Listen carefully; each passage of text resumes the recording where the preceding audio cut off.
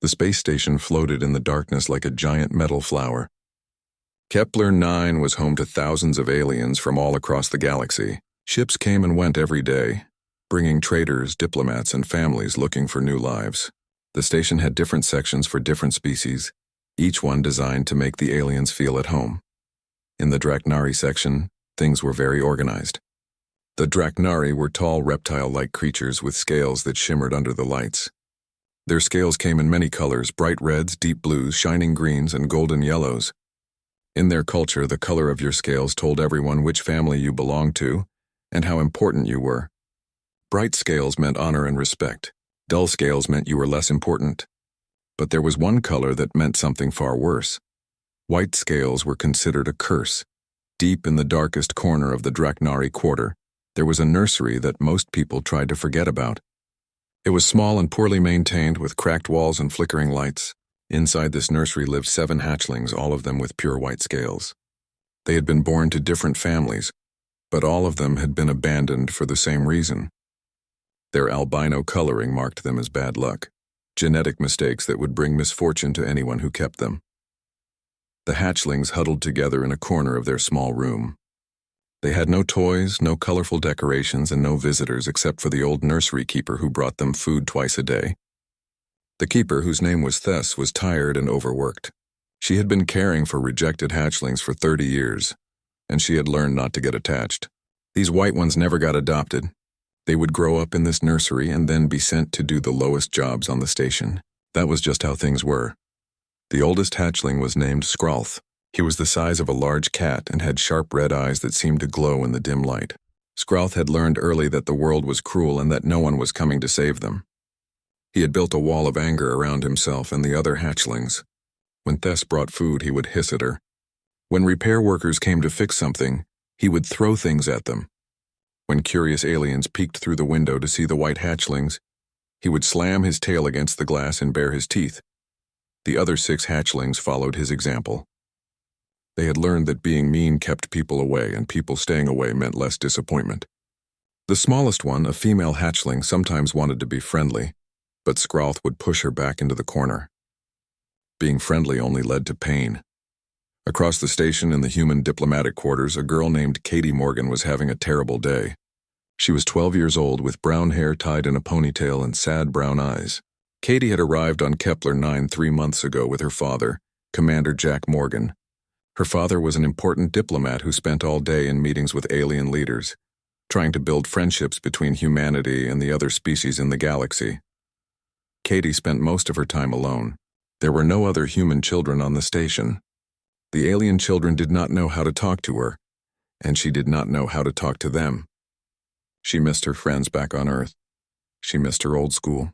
She missed having someone to eat lunch with or play games with. Her father tried to spend time with her, but he was always busy with work. Every day, Katie wandered through the public areas of the station, looking at the strange plants in the environmental gardens and watching the different aliens go about their lives. She felt invisible, like she did not matter to anyone. Sometimes she sat in quiet corners and read books on her electronic reader, escaping into stories about people who had real friends and exciting adventures.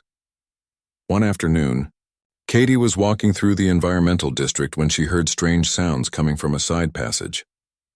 It was marked with warning signs that said, "Restricted access and authorized personnel only." But Katie's curiosity was stronger than her obedience. She looked around to make sure no one was watching, then slipped past the signs and into the dim tunnel. The tunnel smelled strange, like metal and something else she could not identify. She followed the chittering sounds until she came to a small window set into the wall. Through the window, she could see a small room with 7 white creatures huddled in the corner. They were unlike anything she had seen before, covered in pale scales that seemed to glow in the shadows. Their red eyes stared at her with a mixture of fear and anger. Katie pressed her hand against the glass. The smallest of the creatures took a hesitant step forward, its head tilted with curiosity. But before it could get any closer, the largest one shoved it aside roughly.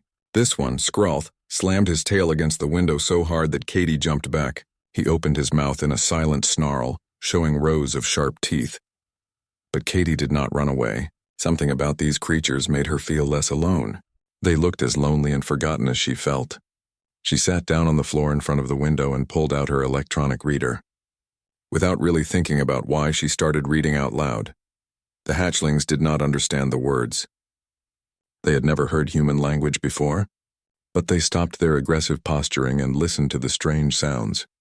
There was something calming about the girl's voice, something that made the cold room feel a little less empty. Katie read for almost an hour. She read a story about a dragon who was rejected by his family, but found a new home with unlikely friends. She did not know if the creatures could understand, and she did not really care. For the first time in months, she felt like she was sharing something with someone. When she finally stood up to leave, she pressed her hand against the glass one more time. "I'll come back tomorrow," she said quietly. "If that's okay."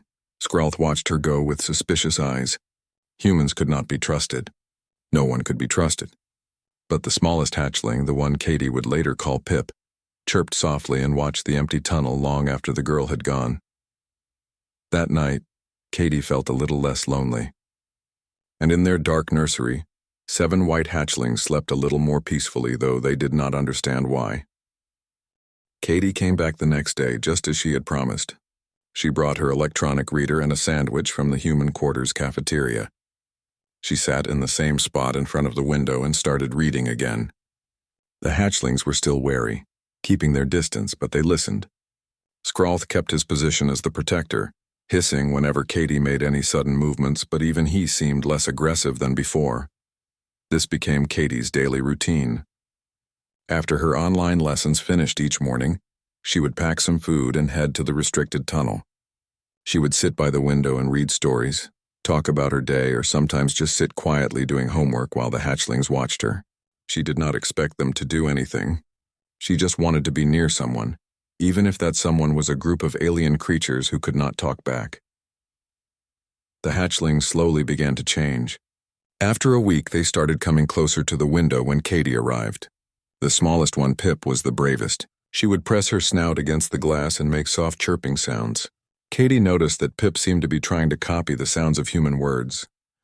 When Katie said hello, Pip would chirp something that almost sounded like "Halo." 2 of the hatchlings, who Katie learned were twins, started responding to her presence as well. They would synchronize their movements, tilting their heads at the same angle and making identical sounds. Katie started calling them the mirror twins in her mind. Another hatchling liked to draw patterns in the sand on the floor of their room, creating swirling designs that Katie found beautiful. One was always climbing the walls and hanging from the ceiling bars, testing his strength. Another sat quietly and watched everything with intelligent eyes that seemed to understand more than the others. But Skralth remained hostile. He would position himself between Katie and the other hatchlings, his tail lashing with irritation. Whenever the others got too friendly, he would herd them back into the corner. Katie could see that he was protecting them, but she wished he would understand that she meant no harm. After 2 weeks, Katie's father noticed that his daughter seemed happier. She was smiling more and seemed less withdrawn. One evening, he followed her secretly to see where she was going. Commander Jack Morgan was surprised to find Katie sitting in a restricted access tunnel, reading to a group of white alien creatures through a window. His first instinct was to be angry. Katie had broken the rules by going into a restricted area, but as he watched his daughter interact with the creatures, he saw something that made him pause. Katie looked genuinely happy for the first time since they had arrived on the station, and the creatures, despite their fearsome appearance, seemed to respond to her presence with something like affection. Commander Morgan approached quietly. "Katie, what are you doing here?" Katie jumped, startled, and then looked guilty. "Dad, I can explain." He sat down next to her. "I'm listening." Katie told him everything. How she had found the hatchlings by accident, how lonely they seemed, how no one else visited them. She explained that reading to them made her feel less alone too. "They need a friend," she said simply. "And so do I." Commander Morgan looked at the 7 white hatchlings pressed against the window, their red eyes watching him warily. He knew enough about Draknari culture to understand what these creatures were. Rejected albinos, considered bad luck and genetic defects. Most species had their own prejudices and superstitions, he supposed. But his daughter was right about one thing. Everyone needed a friend. "Let me see what I can do," he said. Over the next few days, Commander Morgan used his diplomatic connections to arrange something special. He spoke with station administrators and pulled in a few favors. By the end of the week, Katie had official permission to visit the nursery's exterior observation area. She still could not go inside, but she could sit by the window as much as she wanted without breaking any rules. The nursery keeper, Tess, was informed of the arrangement. She was skeptical when she heard that a human child wanted to spend time with the albino hatchlings. In 30 years, no one had ever shown interest in these creatures. Why does she care? Tess asked Commander Morgan when he came to explain the situation. Because they're alone, Katie said, standing next to her father. And being alone is the worst feeling in the world. Tess looked at the small human girl and felt something shift in her chest. She had spent so long following the traditions of her people that she had never questioned whether those traditions were right. These hatchlings were alive and aware. They had feelings and thoughts. Why did the color of their scales make them less valuable? You may visit them, Tess said quietly. Perhaps you are right. Perhaps they deserve more than what we have given them. With official permission, Katie's visits became easier. She brought more things to share with the hatchlings. She brought pictures from Earth and tried to explain what rain was, what oceans looked like, what it felt like to run through grass. The hatchlings could not respond with words, but they listened intently. Pip continued to mimic sounds, getting better at approximating human speech with each passing day. One evening, something changed. There was a station-wide power failure, a brief malfunction that caused all the lights to go out for several minutes. Katie was in the observation area when it happened. Suddenly, everything went black. She could hear panicked chittering from inside the nursery, sounds of fear and distress that made her heart clench. Without thinking, Katie fumbled for the emergency access panel. She remembered her father showing her how these worked in case of emergencies. She used his diplomatic override code, which she had memorized, and the door to the nursery clicked open. Katie stumbled through the darkness, following the sounds of distress. Her hands found scales warm and trembling. The hatchlings were huddled together, terrified of the complete darkness. Katie pulled out the small emergency light that her father made her carry and switched it on. 7 pairs of red eyes blinked at her in the dim glow. It's okay, Katie whispered, sitting down among them. I'm here. You're not alone. The hatchlings pressed against her, seeking comfort. Even Skralth, in his fear, allowed the human girl to touch his head and stroke his scales. Katie kept talking, her voice soft and steady, telling them stories about stars and planets and all the beautiful things in the universe. She sang songs her mother had taught her before she passed away. She simply stayed with them until the fear faded. When the lights came back on an hour later, station security found Katie sitting in the corner of the nursery, fast asleep. 7 white hatchlings were curled around her protectively, their bodies forming a living shield. For the first time in their lives, the albino hatchlings had felt truly safe. The morning after the power failure, Katie woke up to find herself surrounded by concerned faces. Her father was there, along with station security, several Draknari officials, and the nursery keeper Tess. Everyone was talking at once, some angry, some confused, all wanting to know what had happened. Commander Morgan was relieved his daughter was safe, but he was also worried about the diplomatic trouble this might cause. Katie had entered a restricted Draknari facility without proper authorization. Even with his override codes, this was a serious breach of protocol. The Draknari officials were especially upset. Having a human child discover their rejected hatchlings felt like having a shameful secret exposed to the galaxy. But something unexpected happened. News of the incident spread quickly through the station's communication networks. Within hours, everyone knew the story of the human girl who had comforted the albino hatchlings during the power failure. Different species had different reactions. Some found it sweet, others thought it was foolish, but everyone was talking about it. The Draknari Council was forced to hold an emergency meeting. These were their cultural matters being discussed in public, and they did not like it. Elder Vrax, the leader of the Draknari delegation on the station, was particularly angry. He was an old Draknari with deep blue scales that marked him as coming from a very important family. He believed strongly in the old traditions. These albino hatchlings are genetic mistakes, Vrax said during the council meeting. Our ancestors marked them as carriers of misfortune for good reasons. They are weak, their scales offer no proper camouflage, and they bring bad luck to any clan that accepts them. The kindness of one human child, while perhaps admirable in intention, cannot change thousands of years of wisdom. But Tess, the old nursery keeper, stood up to speak. She had never addressed the council before.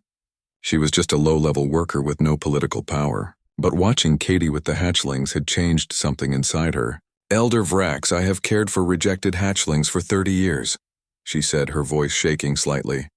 I have seen many albinos come through my nursery. They have always been angry, aggressive, and difficult. I believe this proved they were defective." She paused, gathering her courage. "But in the past few weeks, these 7 hatchlings have changed. The human child visits them every day. She reads to them. She talks to them. She treats them like they matter. And they are learning faster than any normal hatchlings I have seen. They are developing language skills. They solve problems. They care for each other. The only thing that was defective was how we treated them." The council chamber fell silent. No one had expected Thess to challenge Elder Vrax, especially not with such a bold statement.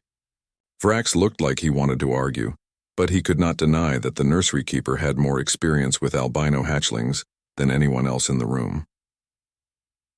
Commander Morgan saw an opportunity. He requested permission to speak, and the council agreed.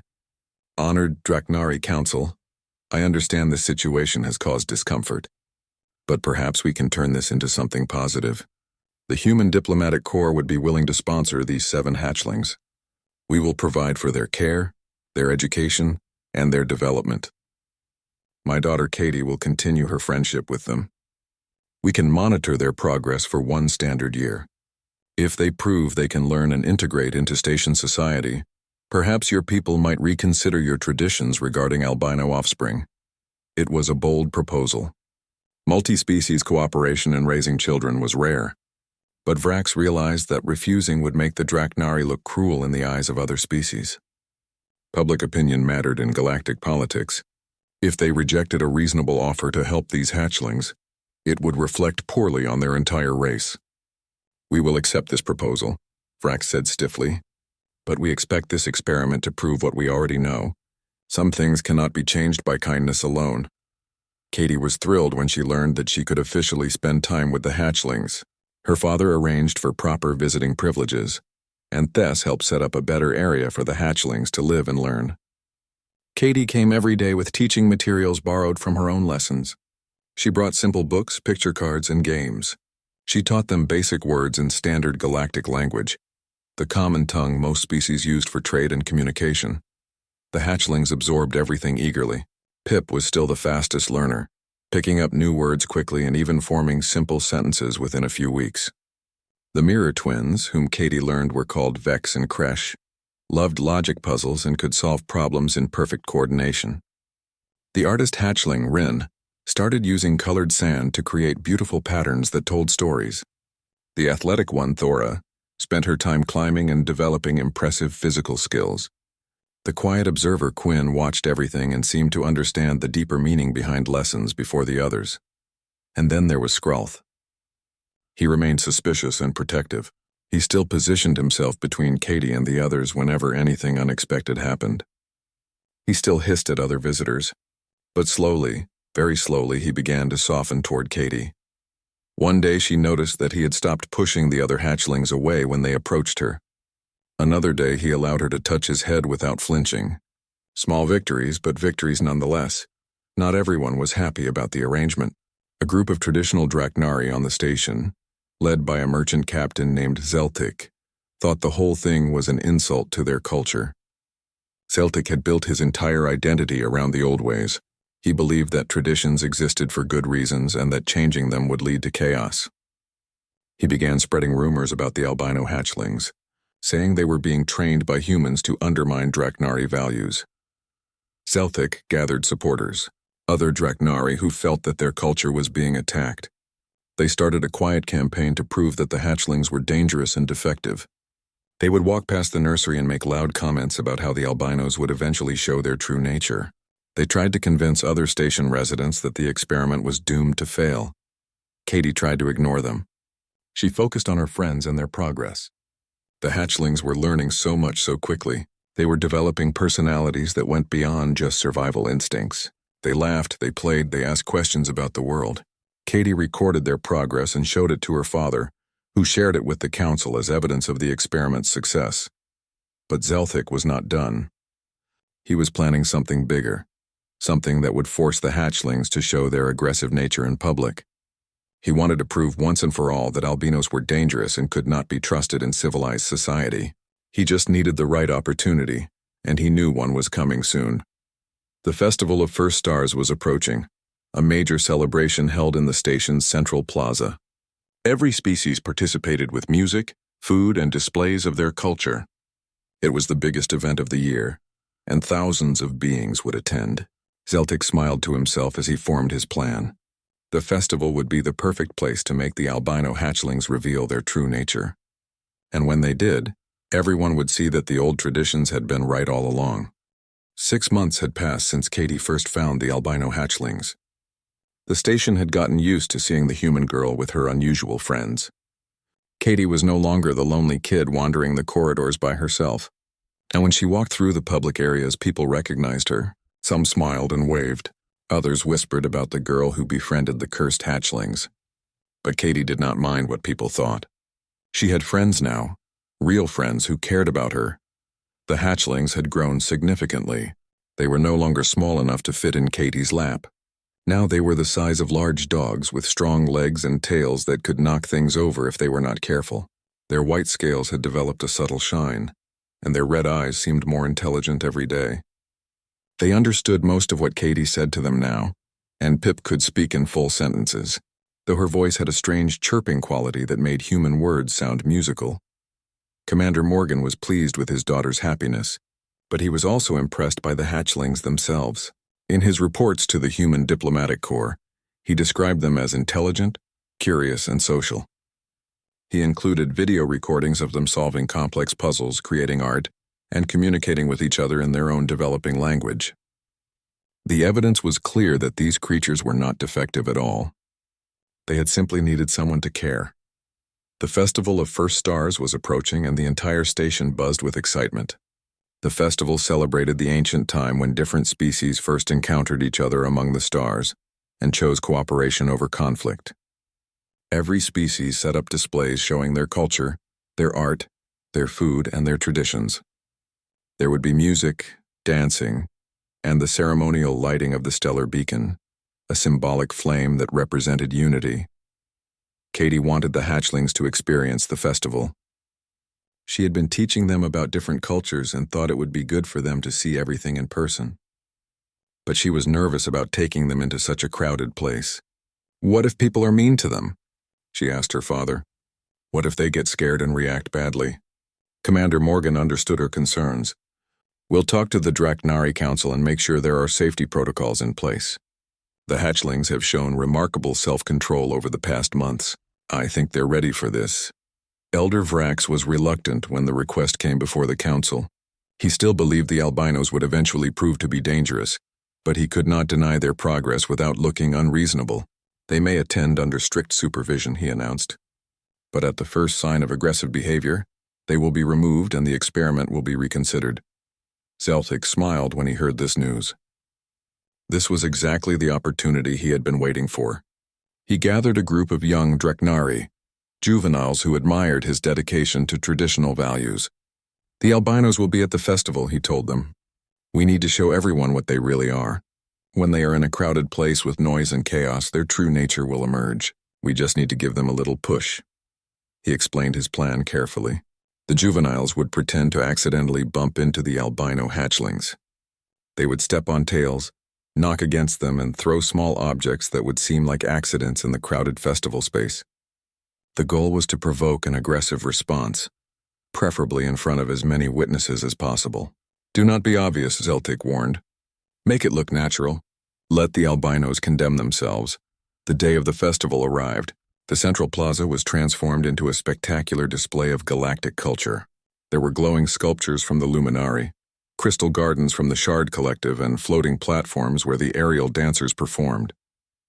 Music filled the air, a blend of sounds from dozens of different worlds creating a strange but beautiful harmony. Katie walked with the 7 hatchlings, staying close to them as they entered the plaza. Her father and Thess accompanied them, along with several station security officers who kept a respectful distance. The hatchlings' eyes were wide with wonder. They had never seen so many different beings in one place. The lights, the sounds, the smells, it was all overwhelming. Pip pressed close to Katie's leg, seeking reassurance. Vex and Kresh walked in perfect synchronization, their heads moving together as they took in the sights. Rin stopped to stare at every piece of art they passed. Thora kept looking up at the high ceilings, probably calculating climbing routes. Quinn observed everything with quiet intensity, and Skralth walked slightly ahead, his posture tense and protective, his eyes scanning for threats. For the first hour, everything went well. The hatchlings stayed calm despite the overwhelming environment. Katie showed them different cultural displays and explained what everything meant. She bought them samples of different foods, watching with amusement as they tried to figure out what they liked. Pip decided she loved the sweet crystal fruits from the Shard Collective. The twins preferred the spicy grain cakes from a species called the Burners. Then Zeltig's plan went into motion. A group of juvenile Draknari began to move through the crowd toward the albino hatchlings. They acted casual, like they were just enjoying the festival, but they positioned themselves carefully, waiting for the right moment. When the crowd surged during a particularly loud musical performance, they made their move. One juvenile bumped hard into Rin, knocking the artist hatchling to the ground. Another stepped on Thora's tail, making her yelp in pain. A third threw a piece of food that hit Vex in the face, splattering sticky juice across his white scales. To anyone watching casually, it looked like accidents in a crowded space. But the attacks were deliberate and calculated. The hatchlings tensed. Katie immediately moved to help Rin stand up, her voice soothing. "It's okay, it was an accident. You're fine." But the juvenile Draknari did not stop. They continued to push and provoke, their actions becoming more aggressive. Skralth saw what was happening. His protective instincts screamed at him. These Draknari were attacking his family, the small group of beings who mattered most to him. Every fiber of his body wanted to fight back, to defend his siblings the way he always had in the nursery. His claws extended, his tail lashed, his muscles coiled, ready to launch himself at the attackers. Then one of the juveniles shoved Pip hard, sending the smallest hatchling tumbling into a decorative fountain. Pip cried out, frightened and hurt. That was the final trigger. Skralth roared and leaped toward the juvenile Draknari who had pushed Pip. His claws were out. His teeth were bared. He was ready to tear into the attacker and make them regret ever touching his family. But he stopped mid-leap because Katie stepped between them. She did not shout or raise her hands defensively. She simply stood there, a small 12-year-old human girl looking up at Skralth with steady eyes. "Please don't," she said quietly. "They want you to fight. They want everyone to see you being violent so they can say the old traditions were right. Don't give them what they want." Skralth landed heavily in front of her, his chest heaving, his whole body shaking with suppressed rage. The juvenile Draknari who had been his target backed away, suddenly scared now that an adult was watching. The crowd had gone quiet, everyone staring at the scene unfolding before them. Katie reached out slowly and placed her hand on Skralth's head. "You're better than this," she whispered. "You've worked so hard to show everyone that you're not what they think you are. Don't throw that away because of some bullies. Please trust me." For a long moment, Skralth stood frozen. Every instinct told him to fight. But Katie's voice, Katie's trust, Katie's belief in him, it all weighed heavier than his anger. Slowly, deliberately, he turned his back on the juvenile Draknari. In Draknari culture, turning your back on someone was a deep insult, a way of saying they were not worth your attention. Skralth walked back to his siblings, checking on Pip, who was climbing out of the fountain, wet but unhurt. The crowd began to murmur in amazement. The albino hatchling had shown self-control. He had been provoked, attacked, and given every reason to respond with violence, but he had chosen restraint instead. Elder Vrax, who had been watching from a nearby platform, stood with his mouth slightly open in shock. Everything he believed about the albino hatchlings had just been challenged in the most public way possible. The year-long observation period was coming to an end.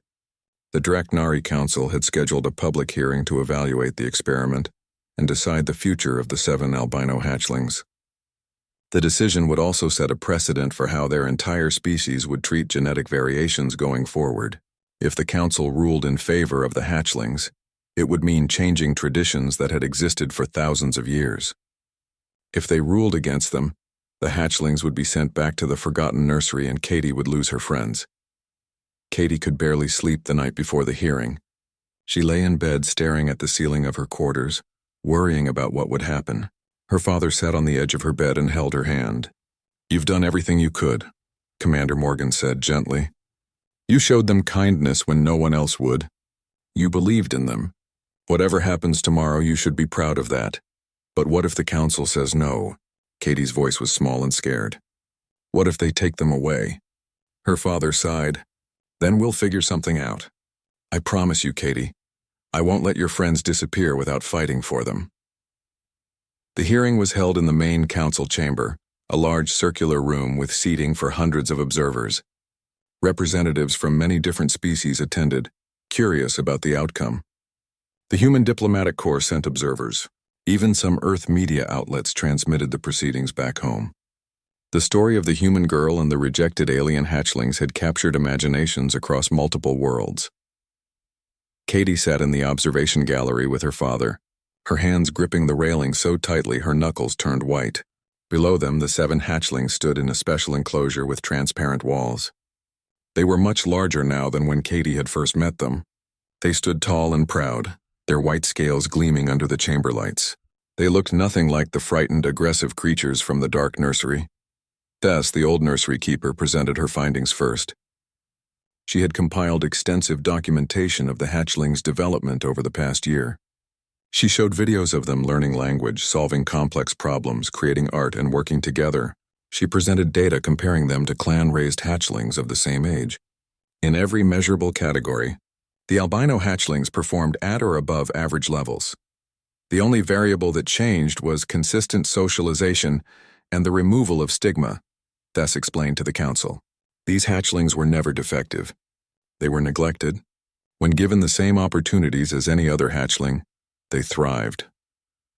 Several council members asked questions about the methodology and the data. Tess answered everything clearly and confidently.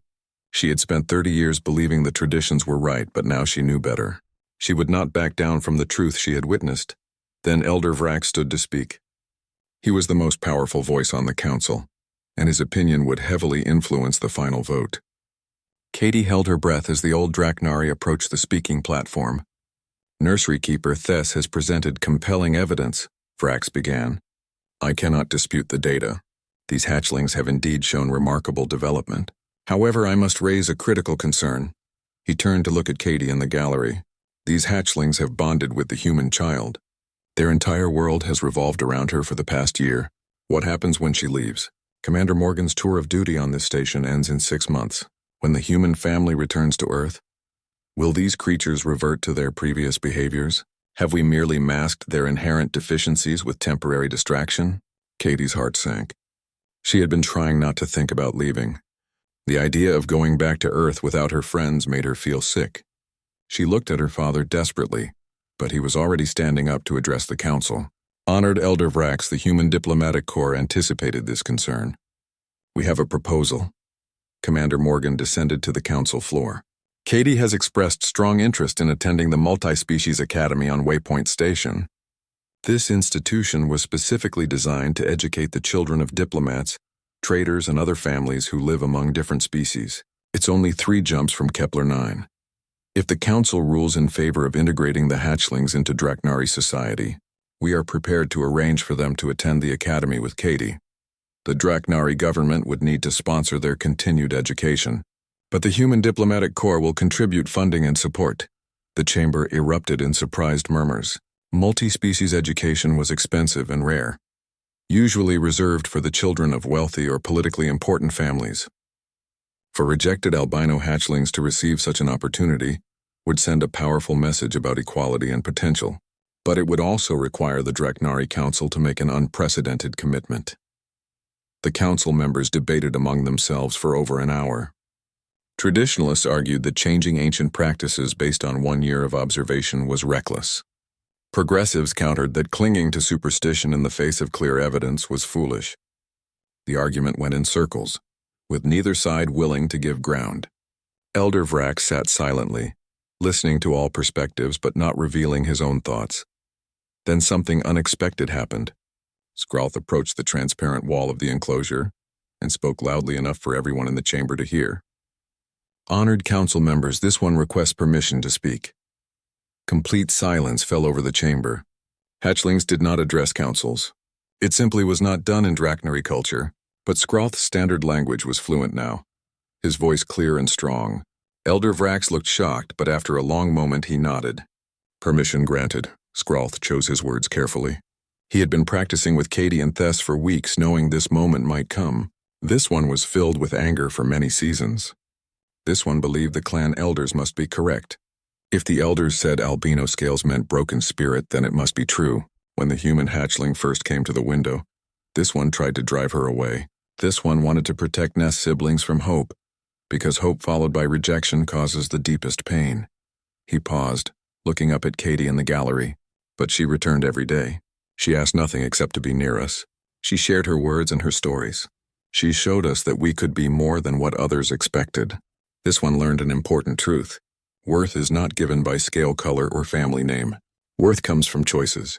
Clan hatchlings receive many advantages, but they do not choose their position. They are simply born into it. Albino hatchlings must choose every day to learn, to grow, to become better than what society expects. The human hatchling taught us that being chosen by others is less important than choosing to matter to ourselves. The simplicity and depth of Skroth's words caught the entire council off guard. This was not the aggressive, dangerous creature they had expected. This was a thoughtful young being who had been given a chance and had seized it with both claws. Even the traditionalists seemed moved by the speech. Elder Vrax stood slowly. He looked at the 7 hatchlings for a long time, then at Katie, then at his fellow council members. When he spoke, his voice was heavy with emotion. This one has lived for 87 seasons. This one has served on councils, led clans, and upheld traditions without question. This one believed that the old ways were wisdom passed down through generations. But standing here today, listening to a hatchling speak with more clarity than many adults, this one must admit the truth. Our traditions have been cruel rather than wise. He turned to address the full council. This one moves to accept the human proposal. Let these 7 hatchlings attend the Multi-Species Academy. Let them continue their education and prove, as they have already begun to do, that genetic variation is not the same as defectiveness. Furthermore, this one proposes that the Drachnary Council pledge to reform policies regarding all albino offspring. No more automatic rejection. No more abandoned hatchlings in dark nurseries. We will evaluate each individual on their own merits, not on superstition and fear. The vote was not unanimous. Several traditionalists voted against the measure, clinging to their beliefs even in the face of overwhelming evidence. But the majority voted in favor. The 7 hatchlings would continue their education.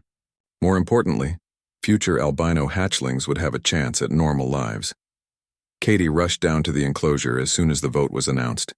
The guards opened the transparent barrier and she ran inside. The 7 hatchlings surrounded her, their tails intertwining in a gesture of group bonding that Drachnary families used to show love. Pip chirped happily. The twins hummed in harmony. Rin touched Katie's face gently with one claw. Thora did a backflip of pure joy. Quinn simply leaned against Katie's side, his eyes closed in contentment. And Skroth, for the first time since Katie had known him, made a sound that was unmistakably happy. It was a deep thrumming purr that came from his chest, a sound of peace and belonging. "We did it," Katie whispered, tears running down her face. "You all did it. You proved everyone wrong." Skroth tilted his head, his red eyes meeting her brown ones with affection and gratitude. "No, Katie, friend. You did this. You asked us to be your friends when the entire galaxy said we were not worth knowing. That single question changed everything.